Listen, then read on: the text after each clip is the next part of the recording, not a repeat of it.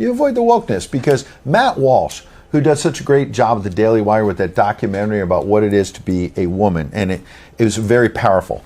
He's writing, this video we're going to show you is very powerful. A woman tries to become a man, Karen, but then discovers the profound isolation that many men in modern society experience. But because she's really a woman, and therefore more relational and empathetic by nature, she's not equipped to cope with the loneliness. Okay, this is wild. Yet she's stuck in this pseudo-male identity, unable to recapture the femininity that she destroyed. It's a tragic tale, but so much is revealed about our culture today, and none of it, Matt writes, good. Wow. Watch the video. It's very interesting. Nobody told me how lonely being a man is. I had closer friendships with random women I met in the bathroom before I transitioned at clubs because of how open women are than I've had in my 8 years of transitioning, because women are just so much more vulnerable and deep than men. But to have known, and I think a lot of trans men feel this, is we knew what depth felt like before we transitioned. We knew what it felt like to have people want to hug us, and to have people want to talk to us, and to have a community. And then you transition and you're just a guy walking down the street that people cross the street so that they're not near you. And friendships are so much harder to build. And people are colder.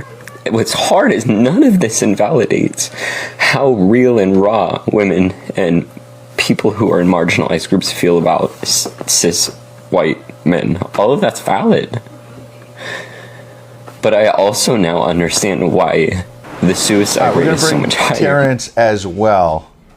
Suicide rate higher. So as a woman, what do you make of that? Because I think it shows the confusion. It shows when you start messing with God's way. That's all I kept thinking was about God. That's all I kept thinking is when you mess with God and you mess what God gave you, that's where you're at. And just how sad and tragic that is. Terrence?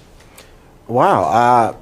Where to start? That was a lot to take in. I'm sorry. I'm still processing all of what I just heard and saw. I guess the first thing that comes to mind is if someone is going to undergo this sort of transformation, this sort of, move, gender fluidity move, it seems like it may very well be a good idea to undergo some counseling, because what I saw there, what we just witnessed, was someone who's dealing with a lot of emotional issues as a result of a decision he or she made. And so it seems like it would make sense to, even in advance of undergoing the procedure, to really do some in-depth counseling so you know what to be prepared for, you know what you're getting yourself into. Because from what I heard, I'm not so sure that I'm sorry, I don't know what to call him or her. I'm not so sure he was fully aware what he was getting himself into.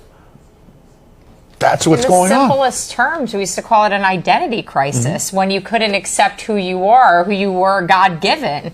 We don't call it that anymore. We act like this is acceptable. And you often say, and I think you're right, it's an emotional issue, but it's a mental health issue. You can't accept who you are. You should get to the root of that issue before you decide to take some drastic measures. And it just seems so simple. Tragic consequences, and how many of these folks are going to end up committing suicide. It is truly it's heartbreaking. a crisis.